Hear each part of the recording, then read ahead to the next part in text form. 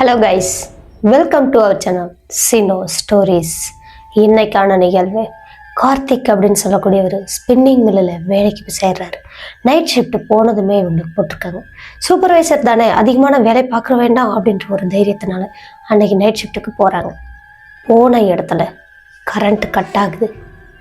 கட்டான நேரத்தில் ஒரே ஒரு மிஷின் மட்டும் தானாக வேலை செஞ்சிட்ருக்கு.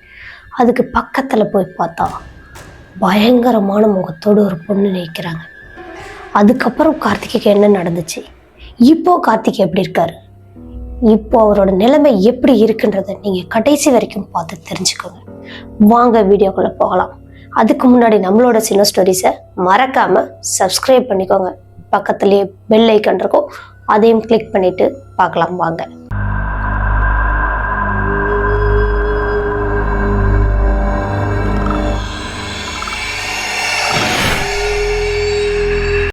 கார்த்திக் அப்படின்னு சொல்லக்கூடியவர் அப்போதான் காலேஜ் எல்லாம் முடிச்சுட்டு வேலை தேடிட்டு இருந்திருக்காரு. குடும்ப வறுமை காரணமாக ஸ்பின்னிங் மில்லில் வேலைக்கு சேர்றாருங்க. போகும்போதே இவருக்கு சூப்பர்வைசர் வேலையும் கொடுத்துருக்காங்க. அப்போது இவர் ஃபர்ஸ்ட் டியூட்டி ஜாயின் பண்ணுறது பார்த்தீங்கன்னா நைட் ஷிஃப்டில் தான் ஜாயின் பண்ணுறாரு. ஃபர்ஸ்ட் நாள் வேலைக்கு போகிறாரு, கம்பெனிகளை நுழையிறாரு. கம்பெனியே இவருக்கு ரொம்ப புதுசாக இருக்கிற மாதிரி இருக்குது. அங்கே யாருமே தெரிஞ்சவங்களும் கிடையாது இல்லையா, அந்த காரணத்தினாலேயே கொஞ்சம் பயத்தோடு உள்ளே போகிறாரு. அவரை பயமுறுத்துற மாதிரி அங்கே ஒருத்தர் என்ன சொல்கிறாருன்னா, தம்பி நீங்கள் என்ன வேலைக்கு புதுசாக வந்திருக்கா, சூப்பர்வைசர் நீங்கள் தானா அப்படின்னு கேட்குறாரு. ஆமாங்க ஐயா அப்படின்னு கொஞ்சம் வயசானவராட்டுக்குங்க அவங்கள்ட்ட சொல்லிட்டு அதுக்கப்புறமா வேலை பார்க்கலான்னு 2 அடி எடுத்து வைக்கிறாராம். அப்போது அந்த நபர் கூப்பிட்டு என்ன சொல்கிறாருன்னா, தம்பி இங்கே வேலை செய்கிறது பெருசு கிடையாது, நைட் ஆனால் ஒரு சத்தம் கேட்கும், அங்கே என்ன சத்தம் கேட்டாலும் அந்த சி செக்ஷன் பக்கம் போயிடாதீங்க, அந்த மிஷினுக்கிட்ட மட்டும் போயிடாதீங்க அப்படின்னு கொஞ்சம் ட்விஸ்டோட பேசியிருக்காரு. இப்போ இப்படி பேசினதுமே கார்த்திக் என்ன நினச்சிட்டாருன்னா, இவர் கிடக்குறாரு, இவருக்கு என்ன வேலை அப்படின்ற மாதிரி நினச்சிட்டு அதை அப்படியே விட்டுட்டாரா. அடுத்தது அன்னைக்கு வேலையெல்லாம் ஓடிக்கிட்டு இருக்கு. சரியா மணி 2:15 இந்த டைமுக்கு அந்த மில்லில் பவர் கட் ஆகுது. அன்னைக்கு அமாவாசை தினம். பவர் கட் ஆனதுமே ஆளுக்கு ஒரு பக்கம் அலறிக்கிட்டே இருக்கிறாங்க. அந்த ஜென்ரேட்டர் தானாகவே ஆன் ஆயிருமாங்க, ஆனால் அன்னைக்கு ஆனே ஆகலையா.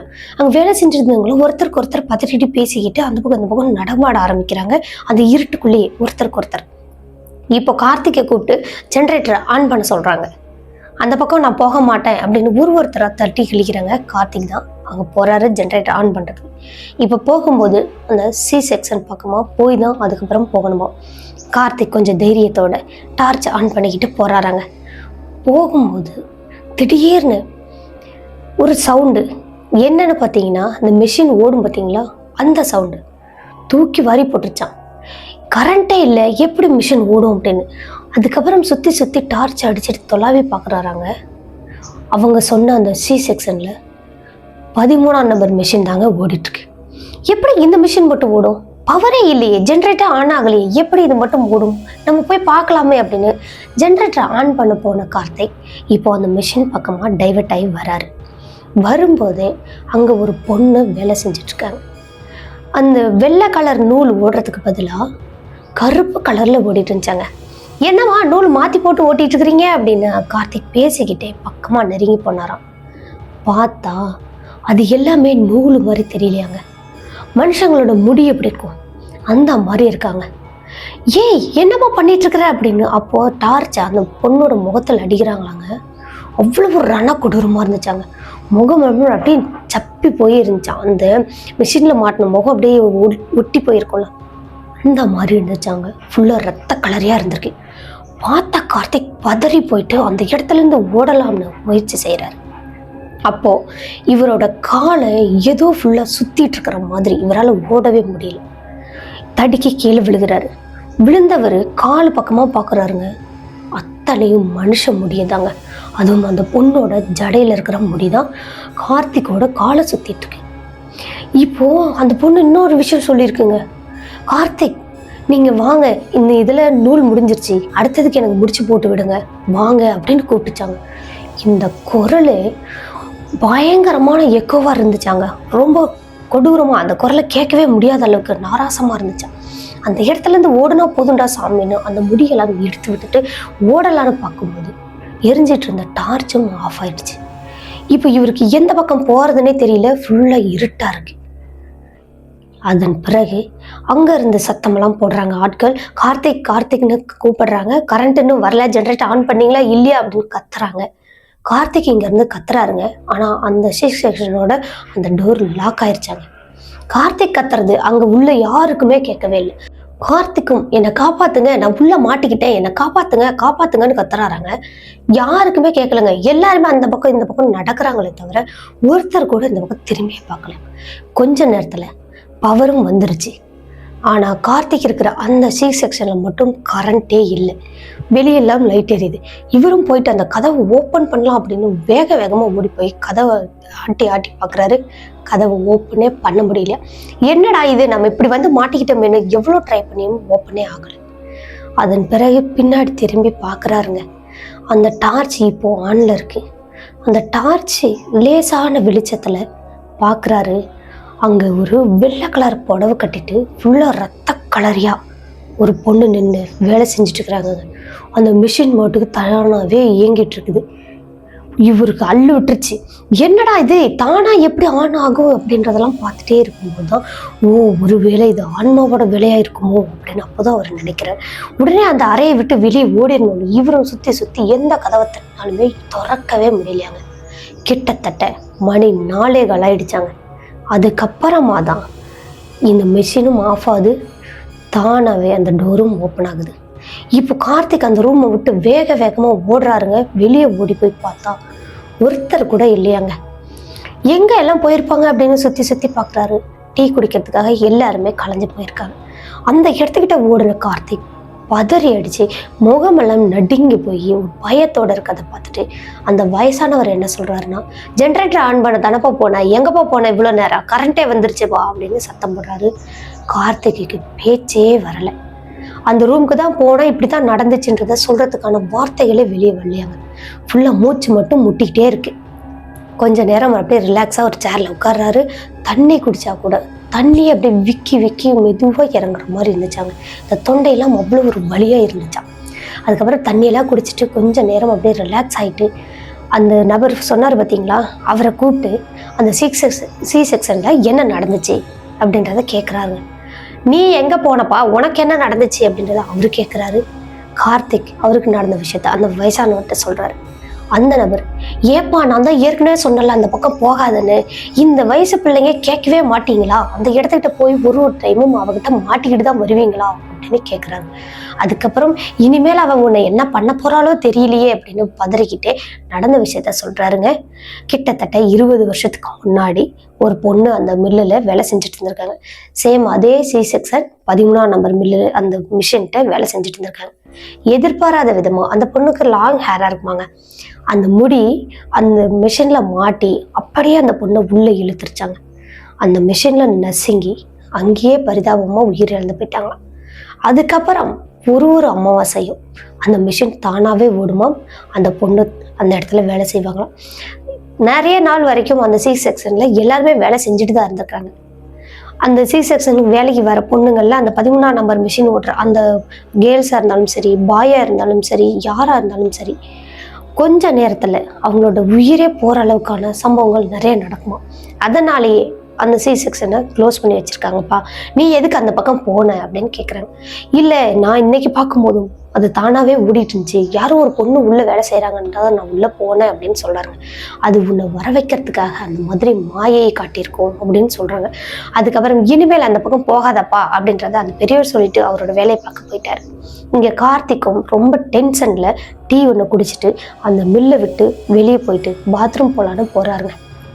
போயிட்டு ரிட்டன் மில்லுக்குள்ளே நுழையிறாருங்க. நுழைவாயிலேயே ஒரு பொண்ணு நின்றுட்டுருக்காங்க. இது வரைக்கும் அந்த பொண்ணை அந்த மில்லில் பார்க்கவே இல்லையா. அவர் இன்னைக்கு தான் ஃபர்ஸ்ட் டைம். இருந்தாலும் இப்போ கொஞ்சம் நேரம் அங்கே உள்ளே இருந்தார் பார்த்தீங்களா, யார் யார் வேலை செய்கிறாங்கன்னு பார்த்துருப்பார் இல்லையா. அந்த இதில் இந்த பொண்ணை பார்த்ததே இல்லையா.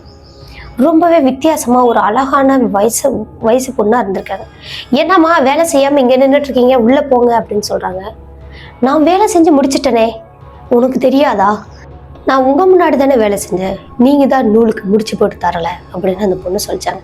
இல்லையம்மா, நான் உன்கிட்ட பேசவே இல்லையே, நீ எந்த மிஷினில் வேலை செஞ்சுட்டு காட்டுவா அப்படின்னு கூட்டிக்கிட்டு கார்த்திக் உள்ளே வராரு. அந்த பொண்ணு நேரம் உள்ளே வந்தது திடீர்னு மாயமாக போயிடுச்சாங்க. எங்கே மறைஞ்சிச்சுன்னு தெரியலையா. அதுக்கப்புறம் கார்த்திக்கும் ஒரு இடமா போய் பார்க்குறாராங்க. அங்கே வேலை செய்கிற அத்தனை பேரையும் பார்க்குறாராம். அங்கே வெளியே நின்றுட்டு இருந்த அந்த பொண்ணு மட்டும் மிஸ்ஸு. அப்போ இந்த மெஷின் எல்லாம் தேடி பார்க்குறாங்க. அங்கே வேலை செய்கிறவங்கள்ட்ட எல்லாம் கேட்குறாங்க, இங்கே யாராவது வர வேண்டியவங்க இருக்காங்களா, யாராவது மிஸ் ஆகுறாங்களா அப்படின்ற மாதிரிலாம் கேட்குறாங்களாங்க. யாருமே இல்லை தம்பி, எல்லாருமே இங்கே தான் வேலை செய்கிறோம் அப்படின்னு சொல்லியிருக்காங்க. ஒரே குழப்பம், பயத்தில் நடுங்கி போயிட்டாராம். அப்போ அது யாராக இருக்கும் அப்படின்னு.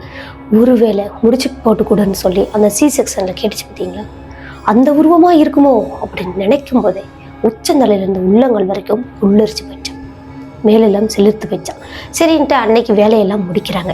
காலையில் 6 மணி வரைக்கும் அவங்களுக்கு வேலை இருக்குங்க. 6 மணியும் ஆயிடுச்சு. அதுக்கப்புறம் இவங்க ஷிஃப்ட்டை முடிச்சுட்டு வீட்டுக்கு கிளம்புறாங்க. கார்த்திக்கும் வீட்டுக்கு கிளம்புறாருங்க.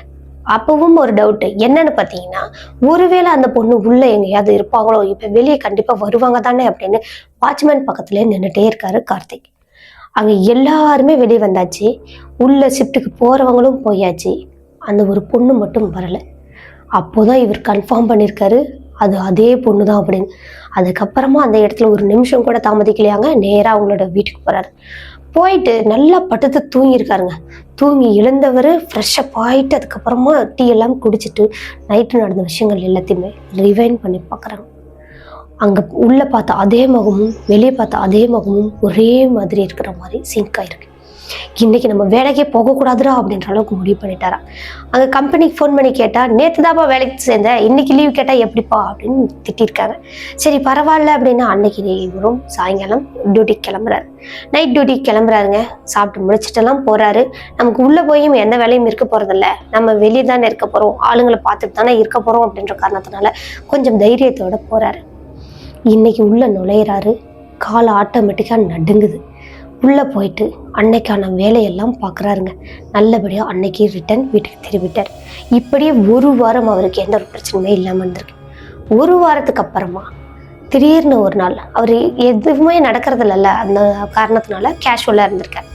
அன்னைக்கு இந்த பொண்ணு மாதிரியான உருவத்தில் கார்த்திகை வந்து கூப்பிடுது. கார்த்திக் சார் இங்கே வாங்க, டீ குடிங்க வாங்க அப்படின்னு கூப்பிடுது. இப்போது அவரும் கிளம்பி போகிறாராங்க டீ குடிக்கிறதுக்கு. அங்கே போயிட்டு பார்த்தா டீ அந்த கேனை எதுவுமே இல்லையா, அங்கே டீயே இல்லையா. என்னம்மா டீ குடிக்க கூப்பிட்டா இங்கே எதுவுமே இல்லை அப்படின்னு கூப்பிடும்போது, வாங்க வெளியே போகலாம், வாங்க வெளியே போகலாம், அந்த ரூமில் இருக்கு பாருங்க வாங்க அப்படின்னு கூப்பிடுதாங்க. எந்த ரூம்லமா இருக்கு, எங்கம்மா இருக்கு, இங்கே தானே வைப்பாங்க, எல்லாருமே இங்கே வேலை செஞ்சுட்டு இருக்காங்களா, டீ டைமாக இருந்தால் எல்லாருமே வருவாங்கல்லன்னு கூப்பிடும்போது, நீ என் பின்னாடி வரியா இல்லையா அப்படின்னு மிரட்டிருச்சாங்க. இந்த மிரட்டல் அப்படியே நெஞ்சே பதப்பதைக்க வச்சிருச்சாங்க. பயங்கரமாக பயமுறுத்திருக்கு. என்னம்மா இப்படி மிரட்டுற அப்படின்னு திரும்பி பார்த்துட்டு கார்த்திக் அந்த பொண்ணோட முகத்தை பார்க்குறாருங்க. பார்த்தா அது முன்னாடி ஒரு நாள் பார்த்தாரு பார்த்தீங்களா அந்த மிஷினுக்கிட்ட, அதே பொண்ணோட உருவம் தாங்க. ரத்த கலரியாக இருக்குங்க, முகமெல்லாம் அப்படி ஒட்டி போன மாதிரி நெசங்கி போன மாதிரி இருக்குங்க. இந்த உருவத்தை பார்த்துட்டு வீச்சுன்னு கார்த்திக் அதே இடத்துல உட்காந்துட்டே கத்துறாராங்க. அக்கம் பக்கம் உள்ளவங்களுக்குலாம் எதுவுமே கேட்கல, அந்த மிஷின் சவுண்டில் எதுவுமே அவங்களுக்கு கேட்கல. அப்படியே மயக்கம் போட்டு விழுந்துட்டாராம். விழுந்தவரை அடுத்த நாள் காலையில் தான் எழுப்பியிருக்காங்க. எழுப்பிட்டு என்ன தம்பி இங்கே வந்து விழுந்துட்டீங்க, என்ன ஆச்சு, தூங்கிட்டு இருக்கிறீங்களா அப்படின்னு எல்லாருமே எழுப்பியிருக்காங்க. ஆனால் கார்த்திக் மட்டும்தான் தெரியும் நைட்டு பார்த்து அந்த உருவத்தினால நம்ம மயக்கம் போட்டுட்டோம் அப்படின்னு. அதுக்கப்புறம் எழுந்துட்டு சுற்றி பார்க்குறாருங்க. அந்த பொண்ணோட உருவம் எங்கேயாவது இருக்கான்னு, எங்கேயுமே இல்லை. சரி பரவாயில்ல அப்படின்னு அன்னைக்கு சமாளித்து முடிச்சுட்டு வீட்டுக்கு கிளம்புறாரு. கிளம்பி போனவர் வீட்டில் போயிட்டு நடந்த விஷயங்கள் எல்லாத்தையுமே சொல்கிறாங்க.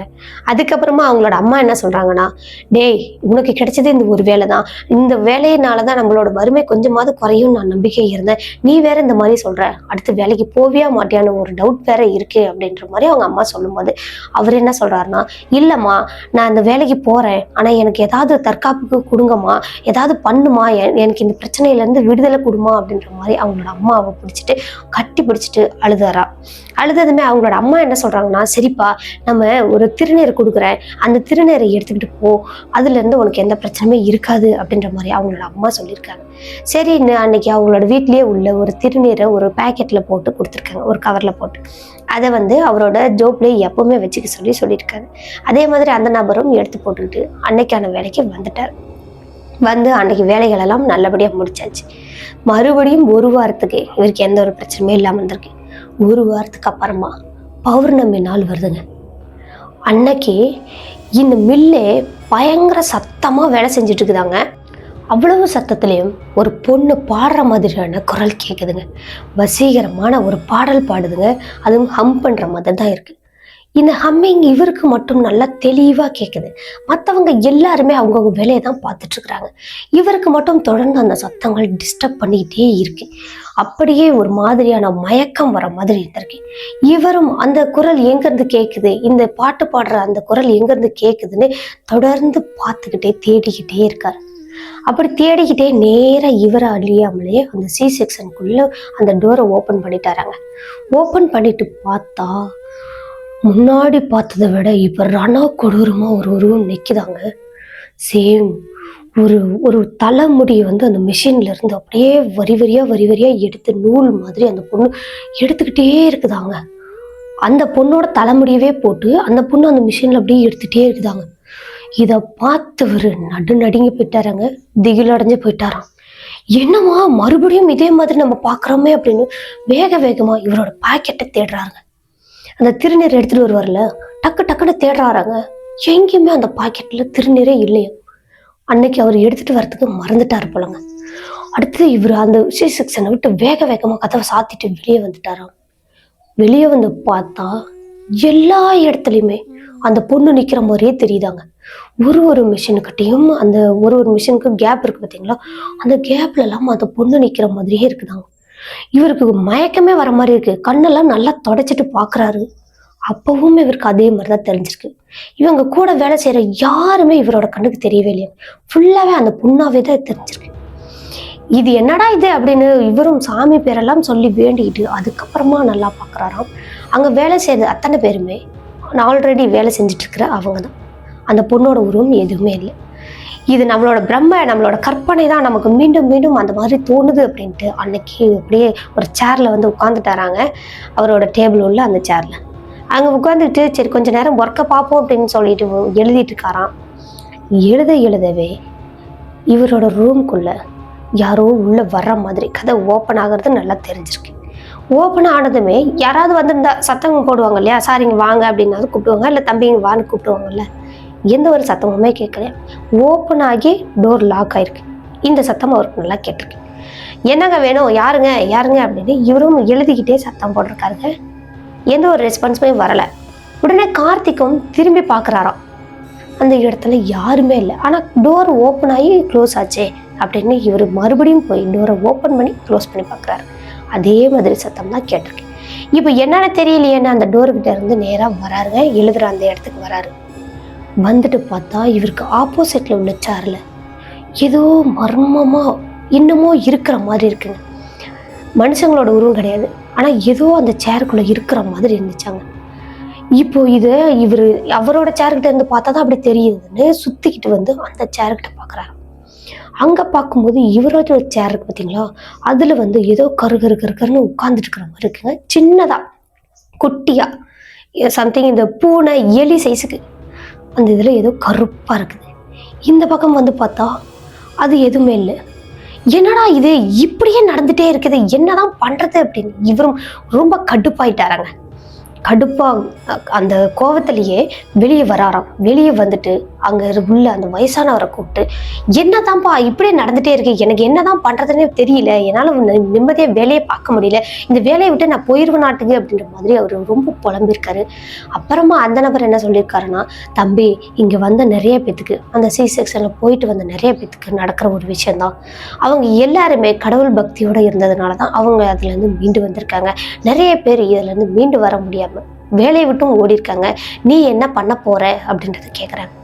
அவரும் நான் அந்த திருநீர்லாம் எடுத்துட்டு வந்துட்டு தான் இருந்தேன், இப்போ இன்னைக்கு கொண்டுட்டு வரல, எனக்கு இன்னைக்கு ஃபுல்லாவே அந்த மாதிரியாவே தெரியுது, எனக்கு ரொம்ப பயமா இருக்கு அப்படின்னு அழுக ஆரம்பிச்சிருக்கு.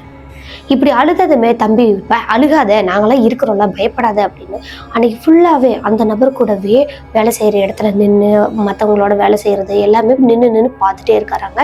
கார்த்திக் தனியா எங்கேயுமே போகவே இல்லை. கடைசியாக டீ குடிக்கிறதுக்கு எல்லாம் போவாங்கல்ல, அந்த மாதிரிலாம் டீ குடிச்சிட்டு மறுபடியும் வேலைக்கு வராங்க. கார்த்திக்கும் அதே போல் அவரோடையும் வர்றாரு. வந்துட்டு அங்கே வேலை செஞ்சுட்டு இருக்கும்போது திடீர்னு அந்த வயசானவருக்கு பக்கத்துலேயே ஏதோ நின்றுட்டு இருக்கிற மாதிரி இருக்குதாங்க. அதை பார்த்த கார்த்திக், ஐயா உங்க பக்கத்துலன்னு அவர் கையை காட்டிக்கிட்டு கொஞ்சம் நெருங்கி வரதுக்குள்ளுமே அந்த நபர், அந்த வயசானவர் மாதிரி இருந்தார் பார்த்தீங்களா, அவர் மிஷின்ல கை விட்டுட்டாராங்க. கையை விட்டதுமே கார்த்திக் பதறி அடிச்சிட்டாருங்க. என்னடா இவருக்கு இப்படி ஆயிடுச்சு அப்படின்னு. ஆனா அந்த நபருக்கு கையை விட்டதே அவருக்கு ஃபீலே ஆகலையாம். ஐயா உங்க கையே அப்படின்னு கத்திக்கிட்டே அந்த மிஷினை ஆஃப் பண்றதுக்குள்ளேயுமே ஓரளவுக்கு கையெல்லாம் நசுங்க ஆரம்பிச்சிருச்சு. அதுக்கப்புறமா அந்த மிஷின்ல இருந்து அவரோட கையை எடுக்கிறதுக்கு ரொம்ப போராட்டமா போயிடுச்சாங்க. அந்த கை மாட்டின அடுத்த செகண்டே அவருக்கு பக்கத்துல நின்றுட்டு இருந்த அந்த உருவம் மெதுவா நடந்து போகுதாங்க அந்த சி செக்ஷன் பக்கம். இதையும் கார்த்திக் பார்த்துட்டாரு. அந்த கையை வெளியே எடுக்கிறாங்க, ஹாஸ்பிட்டல் கூட்டிட்டு போறாங்க. அங்க போயிட்டு ட்ரீட்மெண்ட்லாம் முடிச்சதுக்கு அப்புறமா கார்த்திக் நேரா கம்பெனிக்கு வர்றாரு. கம்பெனிக்கு என்ன பண்றாருன்னா, நான் வேலைக்கே வரலைங்க அப்படின்றத ஓப்பனாவே அவர் சொல்லிட்டு இப்படிதான் நடந்துச்சுன்ற விஷயத்தையும் சொல்லிட்டு அந்த நபர் வீட்டுக்கு போயிட்டாரு. அன்னையிலேருந்து அந்த மில்லுக்கு அவர் வேலைக்கே வரலையா.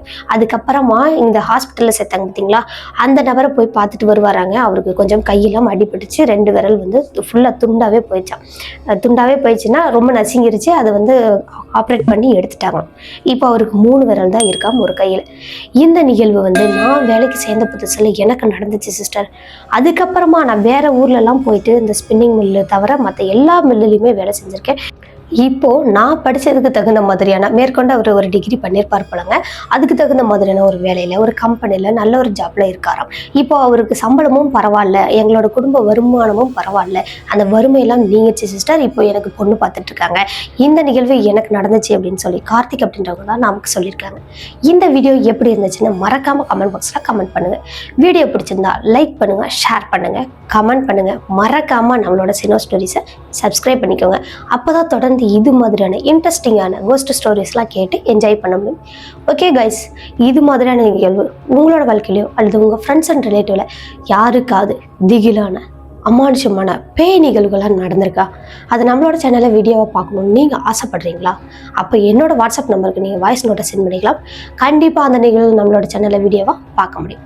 ஓகே கைஸ், மீண்டும் ஒரு திகிலான ஹாரரான ரியல் லைஃப் கோஸ்ட் இன்சிடென்ட்டோட அடுத்த எபிசோடில் சந்திக்கிற வரைக்கும் உங்களிடமிருந்து விடைபெறுவது உங்கள் சினோ ஸ்டோரிஸில் நான் உமா. டாடா பாய்.